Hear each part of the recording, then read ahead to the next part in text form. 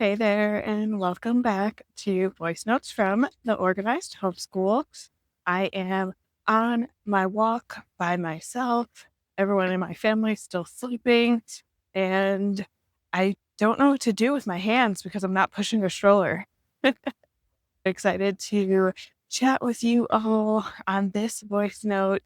I wanted to talk about a recent experience my son had that I got to observe. It can be categorized under PE class, physical education, if you'd like, but it is something that's making me think about, how I teach him reading, writing, math, science, history, the other academic subjects, because it was just a good reminder for me. So my son, who is 5, just learned to swim by himself, but it has been a bit of a journey for him learning to swim. So I don't even honestly remember how old he was. Was he maybe like 2 or 3? We took him to swim classes. I'm not sure if you all are familiar with Goldfish Swim. It's a franchise. We signed him up for sessions. I don't know, maybe it was a 6-week session, 12-week session. Pretty sure he made it 3 times. It was very traumatic. It was very dramatic. There were lots of tears, and he just did not like it. And he's always been more of like the reserved, safe child, even like in bathtub as a baby, didn't really like his head being underwater or like water getting on his hair and eyes. So this whole swim thing did not work for them. And the way that they taught it, they would literally just let the children go and let them swim underwater. Some kids loved it. He was not one of them. Since then, we've gone to pools together as family. We've spent 5 weeks in the Bahamas, but he always had his floaties on and was never putting his head under the water.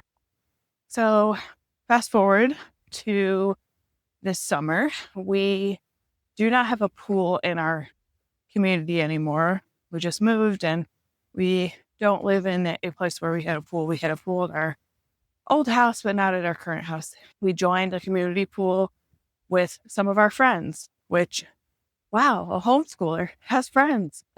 Yes. So people that we have met through our co-op, through hockey team, through soccer team, all go to this neighborhood pool. So we have friends there. We join this pool.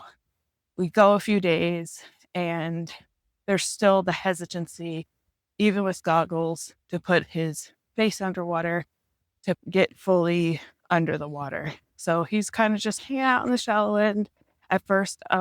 So first thing I did with him is like try to get the life vest off of him because he's still wearing a life vest. And I'm like, you can stand now. You don't need a life vest. I'm trying to slowly get him more comfortable with being in the water to start swimming. And we ended up one day taking a break from the pool and going to a splash pad around our house.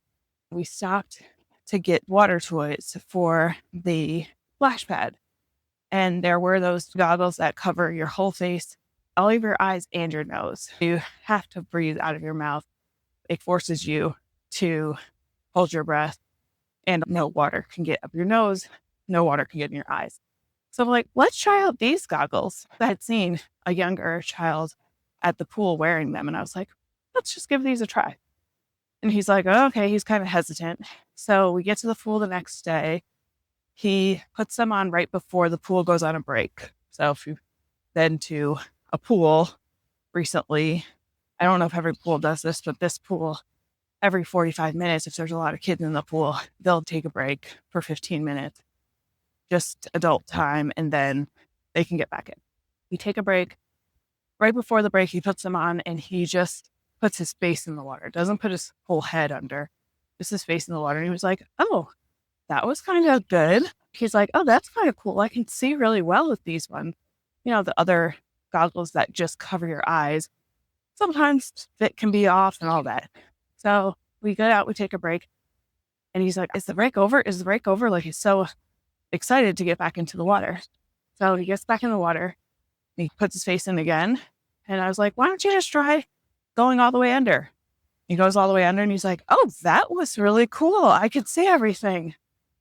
And so then he goes under and he stays under for a good 10 seconds. And I'm like, oh, previously it was like he would put his head under maybe half a second and like pop back up because he just was anxious and nervous.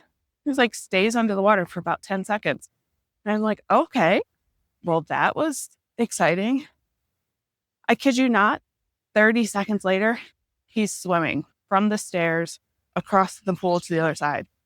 I was just like, what happened? You just went from being so nervous, so anxious. There were times when he'd be in the water holding back tears, not wanting to go under, nervous and all of this.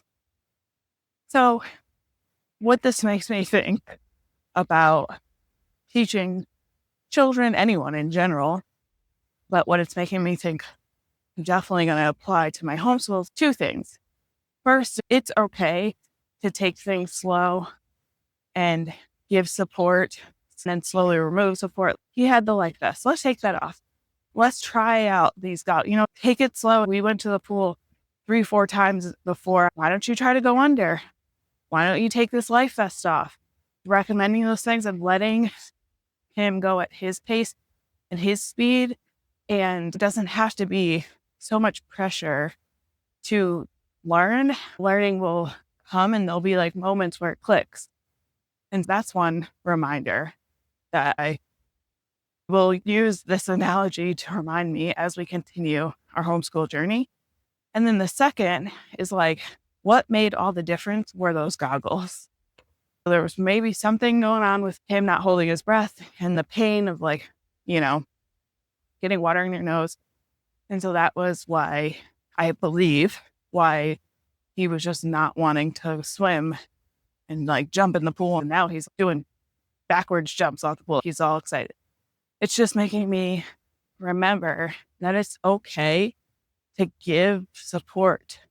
And sometimes it's necessary and it should happen. I'm a math teacher in my former life. I taught 5th grade math, obsessed with math. I love it. Up until probably 5th, 6th grade, they should be using manipulatives to show their thinking, to help them solve problems. That's okay. And that should be encouraged. And also when something is not working for them, like swimming was definitely not working for my son, giving support so that they can get over certain humps. And those supports will come off at some point. He's not going to use those goggles forever. If he does, whatever. It's goggles and swimming. I posted on TikTok a while ago. He was struggling with some reading one day because the passage was so long. And he's like, this is too long. And I just used a piece of construction paper to cover up and go line by line of the passage. He was so much more confident and engaged when I did that. So I think just being okay with giving them help and scaffolding, breaking down the work into manageable chunks, giving support, technology, whatever it is.